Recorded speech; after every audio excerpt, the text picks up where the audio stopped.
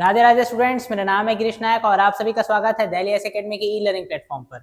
हमारे 30 कदम में हम लोग इंडियन इकोनॉमी का टॉपिक देखने वाले हैं आज, Indian companies and share market. जो इंडियन कंपनीज के बारे में कुछ हमारे पास इंफॉर्मेशन जो होनी चाहिए, नए नए हमारे पास इंफॉर्मेशन रहेंगे, उन सब को देखेंगे और कुछ ऐसे इंफॉर्मेशन देखेंगे जो हमारे पास प्रीवियसली हो चुके हैं और हमारे पास हमें पता रहना चाहिए, उन सबको हम लोग यहाँ पर देखने वाले हैं। और हमारे स्टॉक मार्केट या फिर शेयर मार्केट के बारे में देखेंगे। तो हमारा पहला क्वेश्चन दिया हुआ है, भारत की वित्तीय राजधानी के नाम से किस शहर को जाना जाता है? हमारी फाइनेंशियल कैपिटल के नाम से किसको जाना जाता है? हमारा नेशनल कैपिटल तो हमारा दिल्ली है, लेकिन हमारे यहाँ पर क्या पूछ रहा है, वित्तीय राजधानी या फिर फाइनेंशियल कैपिटल पूछ रहा है। तो फाइनेंशियल कैपिटल बोला जाता है न्यू दिल्ली, मुंबई, बेंगलुरु और कोलकाता। तो हमारा राइट आंसर है हमारा मुंबई। मुंबई को बोला जाता है फाइनेंशियल कैपिटल, क्योंकि यहाँ पर फाइनेंशियल एक्टिविटी से रिलेटेड भयंकर सारे काम होते हैं। अगर हम लोग बैंगलोर को बोलते हैं तो यहाँ पर इसको बैंगलोर को हम लोग बोलते हैं सिलिकॉन वैली ऑफ इंडिया बोलते हैं, ठीक है। और इसको हम लोग मैनचेस्टर बोलते हैं हमारे कोलकाता को। अब चलिए अगले क्वेश्चन में चलते हैं। हमारा पहला क्वेश्चन हुआ। दूसरा क्वेश्चन हमारे पास नेशनल स्टॉक एक्सचेंज एनएसई का बेंचमार्क इंडेक्स क्या है? इसका हमारे एनएसई का इंडेक्स को पूछ रहे हैं। तो हमारे पास क्या क्या है? हमारे पास सेंसेक्स है, निफ्टी 50 है, बैंक एक्स है, मिड कैप 100 है। ऐसे अलग अलग हमारे पास इंडेक्स होते हैं। अब ये इंडेक्स क्या है? जो हमारे पास ना, जो हमारे जैसे स्टॉक मार्केट में हम लोग हमारे पास ना दो स्टॉक एक्सचेंज है। एक हमारे पास नेशनल स्टॉक एक्सचेंज और एक है हमारे पास बॉम्बे स्टॉक एक्सचेंज, ठीक है। ठीक है, बीएसई बॉम्बे स्टॉक एक्सचेंज। ये हमारे पास दो अलग अलग हमारे पास स्टॉक एक्सचेंज है। तो यहाँ पर ना हर एक स्टॉक एक्सचेंज में ना कुछ कंपनियां लिस्टेड रहती है। तो उन सब के ओवरऑल जो कैपिटल रहता है ना, उसका सम हम लोग को ना वहां पर शो होते रहते हैं। जैसे हमारे पास 62,000 क्रॉस कर दिया, 50,000 क्रॉस कर दिया, 70,000 क्रॉस कर दिया, ऐसा बोलते हैं ना। तो वो उसके ओवरऑल मार्केट कैप को वहां पर इंडिकेट कर रहा होता है।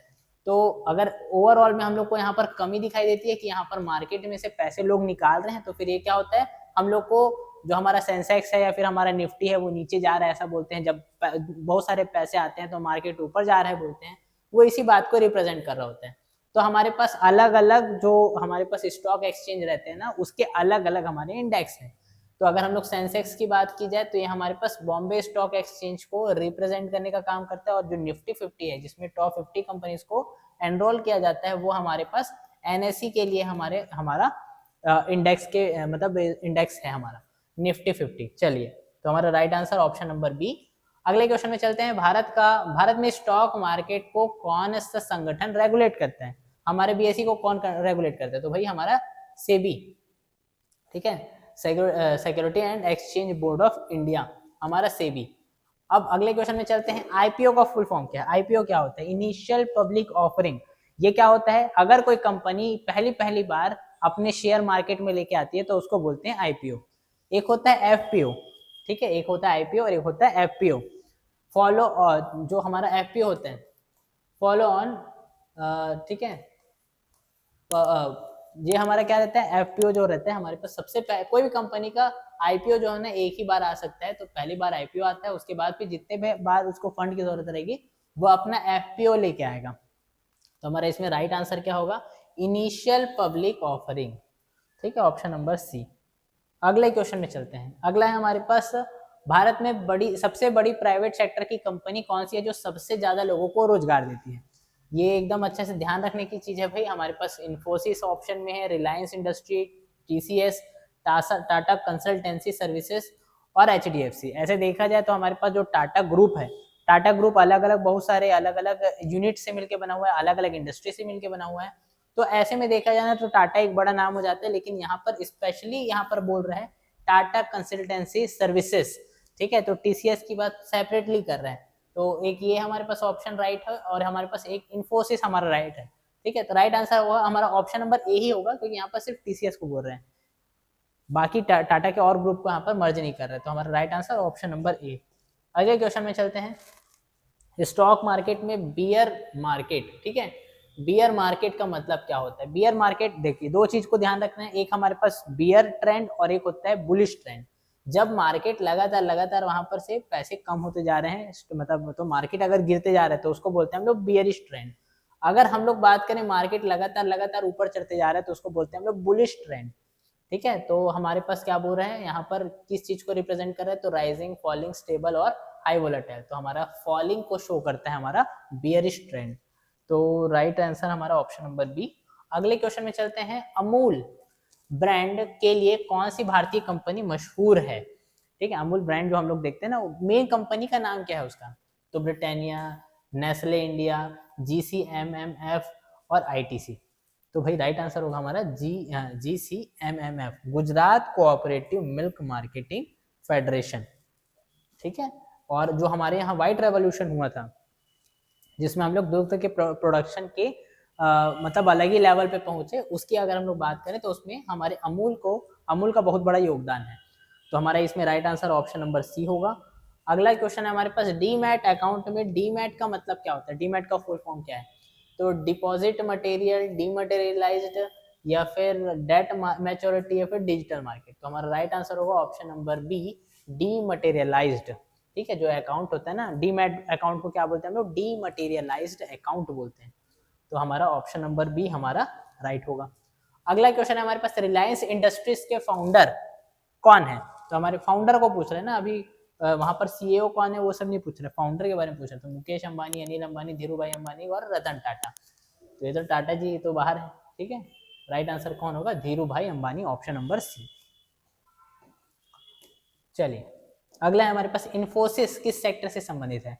इन्फोसिस का संबंध किधर किधर से है भाई, तो हमारे पास बैंकिंग, ऑटोमोबाइल, इंफॉर्मेशन टेक्नोलॉजी या फिर फार्मास्यूटिकल्स। ठीक है, तो हमारा ये हमारे IT इंडस्ट्री का बहुत बड़ा नाम है हमारे इन्फोसिस। तो राइट आंसर होगा ऑप्शन नंबर सी।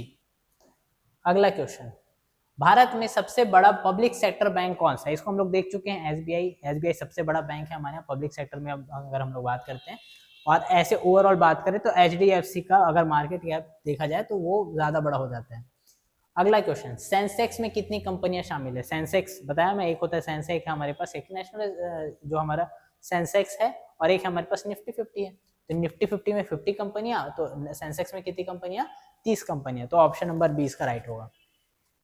अगला हमारे पास, स्कॉर्पियो और थार SUV कौन सी कंपनी बनाती है। देखिए कुछ एकदम ऐसे टॉपिक रहते हैं जहां पर से ना जो चर्चा में रहते हैं, उस चर्चा में रहने के कारण ही वहां पर हमारे पास वहां पर एग्जाम में पूछा जाता है। अब यहाँ पर हम लोग थार और स्कॉर्पियो का क्यों ले रहे हैं, यहाँ पर मैं एग्जाम्पल के तौर पे बता रहा हूँ। आप एग्जाम के टाइम पे जो चर्चित रहेगा 1 महीने पहले तक में, मतलब जनवरी तक में जो चर्चित रहेगा उसके ऊपर ध्यान रखेंगे, दिसंबर तक में जो चर्चित रहेगा उस पर ध्यान रखेंगे। जनवरी का रहन दे सकते हैं, उसको साइड कर सकते हैं, लेकिन दिसंबर तक में जो चर्चित है उन सब के बारे में हम लोग को पता रहना चाहिए कि कौन सी कंपनी किस नाम से फेमस है, किस फील्ड का काम करती है। इस बातों को ध्यान रखेंगे इस कंपनी वाले के सेक्टर में। अब जो थार और स्कॉर्पियो है ना, वो इसलिए फेमस हो गया क्योंकि हम लोग देख रहे हैं कि जो गवर्नमेंट अभी सेकेंड जनरेशन रिफॉर्म लेके आई, GST 2.0, उसके नाम से बहुत सारी कंपनियों में बहुत सारी कंपनी की बहुत सारी गाड़ियों में अलग अलग दर पे रेट जो है लगातार कम हुए। तो यहाँ पर थार और स्कॉर्पियो का ना जो वो है प्रोडक्शन भी वहाँ पर इंक्रीज होता हुआ दिखाई दिया हम लोग को, और वहाँ पर उसका सेलिंग भी बढ़ा। इस नाम से इस क्वेश्चन को लिया गया है ऐसे ही। तो हमारा राइट आंसर क्या होगा, option number B, Mahindra and Mahindra. इसके अलावा अगर कोई कंपनी फेमस हो जाएगी तो उस पर ध्यान रखेंगे। अगला क्या है हमारे पास, ब्लू चिप कंपनियों का मतलब क्या है। Blue chip companies refer to small startup, large well established financial sound companies only in IT sector, companies that are going bankrupt। तो ये हमारा राइट आंसर होगा ऑप्शन नंबर बी। जो ब्लू चिप कंपनियां है ना, वो ब्लू चिप बोलना ना एक उनके क्या बोला जाए, उनको प्लस पॉइंट ये चीज का शो करता है कि ये कंपनी ना बहुत भरोसेमंद है, बहुत जबरदस्त काम कर रही है। इस बात को रिप्रेजेंट करता है कि उसमें उस कंपनी को हम लोग ब्लू चिप बोलते हैं। तो जो हमारा ऑप्शन नंबर बी है वो हमारा सही होगा। और इसको टाइम टू टाइम अगर ऐसा डेजिग्नेशन होता रहता है तो फिर इससे कंपनी को ही बेटर वहां पर इन्वेस्टमेंट मिलता है, बाहर से भी और हमारे डोमेस्टिक मार्केट में भी। अगला क्वेश्चन है हमारे पास, इनमें से कौन भारत में डिस्काउंट ब्रोकर है। डिस्काउंट ब्रोकर कौन है, तो हमारे पास कौन कौन है, HDFC securities, Zerodha, ICICI direct और SBI कैप। ठीक, तो हमारे पास डिस्काउंट ब्रोकर क्या होता है इस चीज को समझ लेते हैं। ब्रोकर क्या होता है, अगर मैं मान लेते हैं मेरे को खरीदना है टाटा का शेयर खरीदना है मेरे को, टाटा का शेयर मेरे को अगर खरीदना है तो मैं सीधा टाटा की कंपनी के पास जाऊंगा, भैया मेरे को शेयर दे दो, ऐसा नहीं होता है। हम लोग को कोई भी शेयर या फिर कोई भी स्टॉक जो परचेस करना रहता है ना, उसके बीच में हमारे पास कुछ मीडिएटर्स आएंगे, उन मीडिएटर्स को ही बोलते हैं हम लोग ब्रोकर। ठीक है, बीच में आएगा एक ब्रोकर, और ये ब्रोकर जो है ना हमको प्रोवाइड करेगा, हम लोग कस्टमर हैं, हम लोग को प्रोवाइड करेगा उसके स्टॉक, अगर वो स्टॉक मार्केट में रजिस्टर हैं और स्टॉक बेचने के इंटरेस्टेड हैं तब। तो हमारे पास ये आ गया हमारे पास ब्रोकर। अब एक और भी होता है हमारे पास, ब्रोकर ऑफ ब्रोकर, ब्रोकरों का ब्रोकर, तो उसको बोलते हैं ब्रोकर ऑफ ब्रोकर को बोलते हैं हम लोग बोलते हैं जॉबर। इस बात को ध्यान रखेंगे, एक होता है जॉबर, एक होता है ब्रोकर। ये कंपनी जो लेके आ रही है वो कंपनी है, ये कस्टमर, आप खुद कस्टमर हैं। अब यहाँ पर क्या बोल रहे हैं, डिस्काउंट ब्रोकर की बात कर रहे हैं, यहाँ पर ब्रोकर की भी बात नहीं कर रहे, जॉबर की भी बात नहीं कर रहे, डिस्काउंट ब्रोकर की बात कर रहे। तो डिस्काउंट ब्रोकर क्या होता है, ऐसा ब्रोकर जो कंपेरेटिवली डिस्काउंटेड प्राइस पे आपको स्टॉक्स जो है अवेलेबल कराता है, उसको बोलते हैं हम लोग डिस्काउंट ब्रोकर। तो हालांकि अब डिस्काउंट ब्रोकर और ब्रोकर में बहुत ज्यादा हालांकि फंडामेंटल डिफरेंस तो है, लेकिन सारी चीजों को अभी ज़ेरोधा ही इस चीज को मेंटेन करता है। बहुत सारे अलग अलग और भी कंपनियां हैं, ऐसा नहीं है कि ये ज़ेरोधा अकेला है, लेकिन और भी कंपनियां हैं, लेकिन ये ट्रस्टेड है। अगले क्वेश्चन में चलते हैं, और भी जैसे ग्रो भी है, वन प्लस है, ऐसे अलग अलग बहुत सारे हैं। तो अगला क्वेश्चन है हमारे पास, डिविडेंड क्या है, व्हाट इज डिविडेंड। मैं एग्जांपल बताता हूँ, हम लोग 100 रुपए में कोई एक स्टॉक खरीदे, अब उसका प्राइस हो गया 150 रुपीज। हम लोग खरीदे तब 100 रुपए था, जब हम लोग अब क्या कर हो गया, उसका रेट अब क्या बढ़ चुका है, बढ़ते बढ़ते कहाँ तक पहुंच चुका है, 150 रुपए तक, 150 रुपए तक पहुंच चुका है। तो अब हम लोग क्या कर रहे हैं, उस स्टॉक को बेच दे रहे हैं। इस स्टॉक को बेचेंगे तो हम लोग को फायदा कितने रुपए का हुआ, 50 रुपए का फायदा हुआ। तो यही है हमारा डिविडेंड। ठीक है, अब हम लोग देखते हैं यहाँ पर क्या बोल रहा है, ये एक टाइप का टैक्स है, नहीं है भैया tax. A loan from the bank, ये भी नहीं है। उसके बाद क्या बोल रहा है, a portion of profit shared by companies with its share holder. तो राइट आंसर क्या होगा, option number C, the price of single share, नहीं, ऑप्शन नंबर सी हमारा राइट होगा। अगला क्वेश्चन, कौन सा भारतीय ब्रांड दुनिया में 2 पहिया वाहनों का सबसे बड़ा निर्माता है। ये तो भाई पूरी दुनिया की बात कर रहे हैं ना, पूरे वर्ल्ड लेवल पे सबसे बड़ा कौन है। तो टीवीएस है, बजाज ऑटो है, हीरो मोटोकॉर्प है, और रॉयल एनफील्ड है। तो रॉयल एनफील्ड तो भैया महंगा आता है, बढ़िया सही रेट में अच्छा जो हमारे पास प्रोडक्ट रहते हैं हमारा, option number C Hero Motor. ठीक है, जो हीरो है ना, वो हम लोग को ऐसा लगता है कि यार हम लोग को आते जाते हम लोग इसी का गाड़ी देख रहे हैं, देख देख के परेशान हो गए हैं, बोर हो गए हैं, अरे यार कुछ अच्छा कंपनी, कुछ क्या पता हमारे पास कुछ ऐसा कंपनी हो, किसी दिन हम लोग ऐसा कोई कंपनी बनाए कि हम लोग का पूरा इंटरनेशनल लेवल पे हम लोग सबसे बड़े वहां पर उसके शेयर होल्डर बन जाए। तो फिर वो सबसे बड़ा कंपनी हमारे पास है, और वो है हीरो।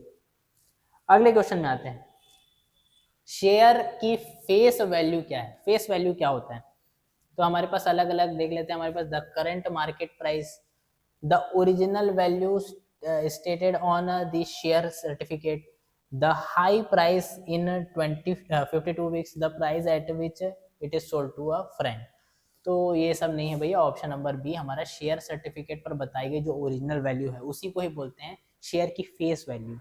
ठीक है, फेस मतलब क्या होता है, जो हम लोग देखते हैं, अगर किसी का हम लोग चेहरा देख रहे हैं तो चेहरा हम लोग को तुरंत तुरंत सामने दिखाई दे रहा है, तो वही प्राइस जो हम लोग को दिखाई दे, जो उसकी ओरिजिनल प्राइस है, उसी को बोलते हैं हम लोग फेस प्राइस। अगला क्वेश्चन है हमारे पास, भारतीय शेयर बाजार के बिग बुल के नाम से किसे जाना जाता है। बिग बुल किसको बोलते हैं, वॉरेन बफेट, शरद मेहता, शरद मेहता बोल रहा हूँ, हर्षद मेहता, विजय केडिया, और ठीक है विथियाल जो सर है वो। तो हमारे पास राइट आंसर क्या होगा, option number B Harshad Mehta.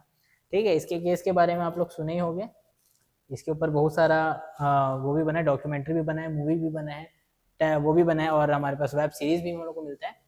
अगला क्वेश्चन है हमारे पास, कौन सा इंडेक्स भारत में टॉप बैंकिंग स्टॉक्स के परफॉर्मेंस को ट्रैक करता है।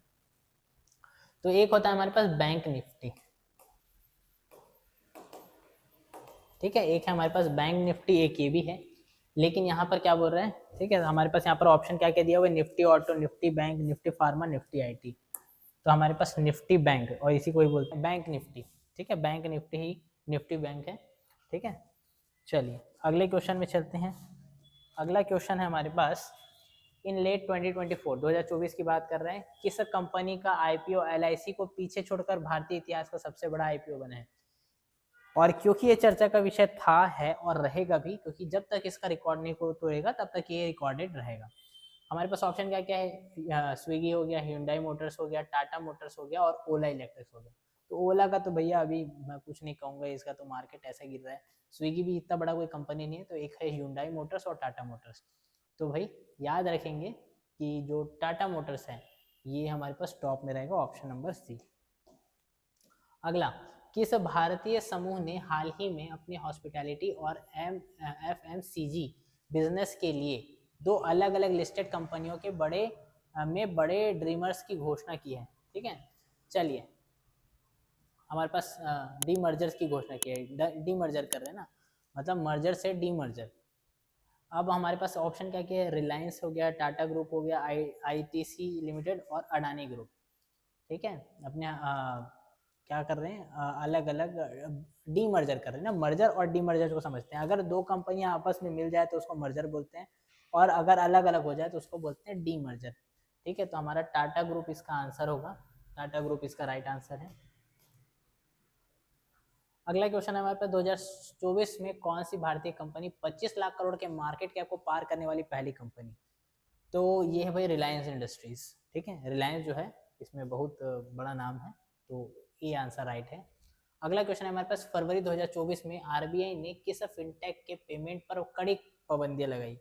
ठीक है, तो वो भाई आप लोग अभी भी सुने होंगे, पेटीएम लगा था, इसका मार्केट भी गिर रहा था और हर टाइप से ना ये कंपनी बहुत ज़्यादा माइनस में चल रही थी, लॉस हो रहा था, तो कंपनी डूब जाएगी ऐसा डाउट जा रहा था। लेकिन ऐसे टाइम पे जब वो डूबती रहती है, अलग अलग और कंपनियों से वहाँ पर हेल्प मिलता है और इंडियन गवर्नमेंट भी हेल्प करती है।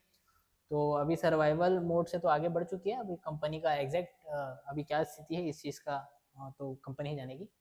अगला है हमारे पास, किस कंपनी के स्टॉक में 2024 में ग्रीन हाइड्रोजन और सोलर एनर्जी सेक्टर में शामिल होने की वजह से उछाल आया था? बहुत ज़्यादा हम लोग देखते हैं, बहुत ज़्यादा प्लस हो गया था।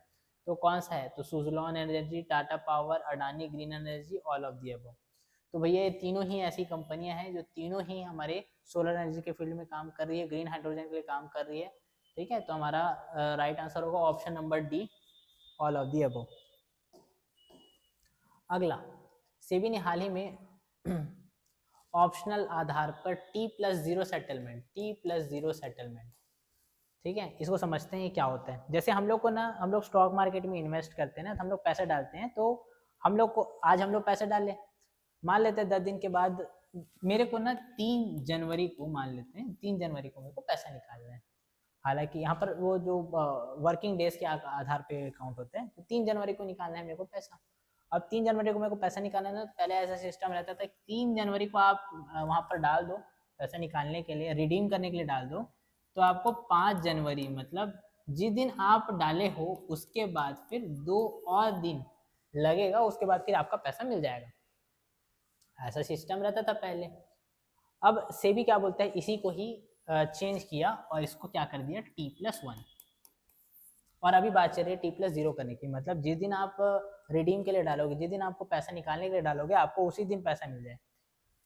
तो हमारे पास ऑप्शन क्या क्या दिया हुआ है, उसी के बारे में पूछ रहा है। इसका मतलब क्या है? T+0 का मतलब क्या है? तो trade are same day settlement of funds and share, यही आंसर है। ठीक है, पहला ऑप्शन क्या बोल रहा है? ट्रेड+0 आर, ट्रेड हुआ उसके बाद फिर जिस दिन ट्रेड किए उसी दिन हम लोग 0 आवर्स में उसको मतलब ट्रेड कर रहे हैं, मतलब क्या होता है? खरीदना और बेचना दोनों को मिला के बोलते हैं ट्रेड कर रहे हैं। तो उसी टाइम पे 0 मतलब बिना किसी 1 घंटा के भी आपको तुरंत पैसा मिल जाएगा, ऐसा बोल रहा है, इसलिए गलत है। ट्रेड+0 डे अगर लिख देता ना तो ये भी आंसर हो जाता, ये सही आंसर हो जाता। ठीक है, तो हमारा right answer option number B. अगला है हमारे पास, किस भारतीय एयरलाइन ने हाल ही में 2024 के अंत में एयर इंडिया के साथ मर्जर पूरा किया? तो कौन सा है? इंडिगो, स्पाइस जेट, विस्तारा और आकाश। ये बहुत ज़्यादा चर्चा में आ गया था, इसलिए इसको भी ध्यान रखेंगे, विस्तारा। और अगर अभी की बात की जाए तो 3 और प्राइवेट जो क्या बोलते हैं एयरलाइन कंपनियों को ग्रीन झंडी मिल चुका है, उन लोग को क्या बोलते हैं परमिशन मिल चुका है, लाइसेंस मिल चुका है। तो अब 3 नई कंपनियां आएंगी जो यहाँ पर अपना एविएशन सेक्टर में अपना स्टार्ट करेगी। चलिए, अगला है हमारे पास, सेबी के वर्तमान अध्यक्ष कौन है? तो अजय त्यागी, तुहिन कांत पांडे, उर्जित पटेल और शशिकांत दास। ठीक है, तो आप लोग जल्दी से कमेंट सेक्शन में बताइए कि कौन है। अगला है कि सब भारतीय सरकारी कंपनी ने हाल ही में 23-24 के अकॉर्डिंग पूछ रहा है महारत्न का दर्जा किसको मिला है। तो हमारे पास रेलटेल, ठीक है, ऑयल इंडिया लिमिटेड, हाल और IRCTC। तो हमारा राइट आंसर होगा option number B, OIL, oil India limited. और आज का last question, Hindenburg versus Adani. ठीक है, ये Hindenburg versus Adani, which US based short seller recently targeted to the SEBI chairperson in 2024। ठीक है, सिट्रन रिसर्च, हिंडनबर्ग रिसर्च, मूडी और गोल्डमैन। तो ये हमारे पास चार अलग अलग कंपनियां हैं। तो ये चार अलग अलग कंपनियां जो ये लोग ना रिसर्च पब्लिश करते हैं और बोलते हैं कि ये कंपनी इतना परफॉर्म देगी, ये कंपनी इतना कम परफॉर्मेंस देगी, ये सारे चीज से रिलेटेड वो लोग इन्फॉर्मेशन देते हैं।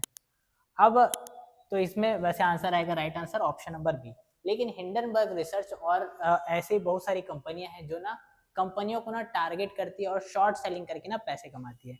ये इसने एक्चुअल में किया क्या, ठीक है, हमारा पोजीशन ना इतना ज़्यादा वीक है मानसिक रूप से कि वहां पर उसको इतना भी नहीं पता कि जो हिंडनबर्ग का पुराना ट्रैक रिकॉर्ड क्या है।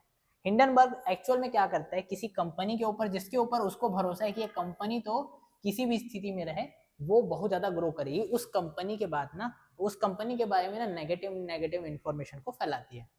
कि वो बोल दी कि अडानी जो है ना, अडानी का जो शेयर है ना वो क्या बोलते हैं बबल है। बबल मतलब कभी किस दिन फूट जाएगा ना तो फिर पूरा वहां पर लॉस ही लॉस होगा, ऐसे करके। तो यहाँ पर फिर वो क्या ऐसा करने से वो क्या बोलते हैं, क्योंकि इसका शेयर मार्केट जो है उसमें ना रेट बहुत ज़्यादा चल रहा था उस टाइम। मान लेते हैं, मेरे को एग्जैक्टली अभी ध्यान नहीं जा रहा है उसका रेट, मान लेते हैं 800 रुपये पहुंच चुका था। इसका रेट जो है ना 400 रुपये से चलना स्टार्ट हुआ और भी कम से स्टार्ट हुआ है। चलते चलते कहाँ तक पहुंच चुका है, 800 तक। हिंडनबर्ग का कार्यशैली बता रहा हूँ मैं। 400 रुपये का जो शेयर है अब पहुंच चुका है 800 रुपये में। अब अगर हम लोग यहाँ पर खरीदेंगे तो इतना एक एक शेयर 800 रुपये का मिलेगा, तो बहुत महंगा है। कम का रहता तो फिर खरीद लेते, लेकिन वो बहुत आगे बढ़ चुका है और कंपनी तो बहुत ग्रो करने वाला है, ऐसा दिखाई दे दिया हिंडनबर्ग को।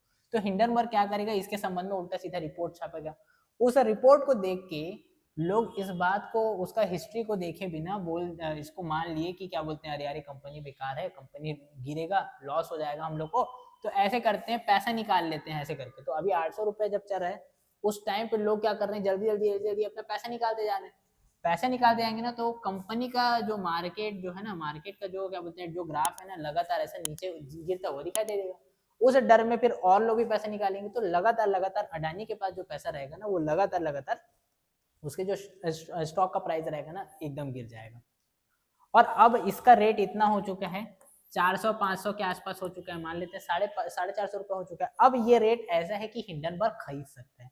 तो अब क्या करेगा हिंडनबर्ग, इसको खरीद लिया और उसको पता था, उसको कंपनी के ऊपर भरोसा था कि कंपनी तो आगे बढ़ेगा, इसीलिए वो क्या किया, उसका पहले मार्केट गिराया, अब यहाँ पर अपना यहाँ पर शेयर खरीद लिया और ये अब क्या करेगा, पैसा बढ़ाना, जब इसका पैसा बढ़ना स्टार्ट होगा तो ये सस्ते में खरीद लिया और फिर जब उसका रेट ठीक ठाक पहुंच जाएगा, एक अच्छे लेवल पे पहुंच जाएगा, उसके बाद फिर बेचेगा। तो इससे पैसा कौन कमाया, हिंडनबर्ग। जानबूझ के इस टाइप्स का हरकत करने का इसका पुराना ट्रैक रिकॉर्ड रहा है। तो आप लोग भी अगर इन्वेस्टर हैं तो आप लोग भी इस बात से सतर्क रहिए कि इस तरह के रिपोर्ट्स के ऊपर भरोसा आंख मूंद के नहीं करना है। मैं ये नहीं कह रहा हूँ कि सारे रिपोर्ट्स गलत होती है जो बाहर से आती है, वेस्टर्न कंट्रीज की रहती है, सब के सब रिपोर्ट गलत रहती है ऐसे नहीं है, लेकिन अपने विवेक का प्रयोग करके ही किसी भी टाइप के इन्वेस्टमेंट को कीजिए और ध्यान रखिए कि आप लोग नुकसान में ना जाए। तो इस वीडियो में इतना ही, धन्यवाद।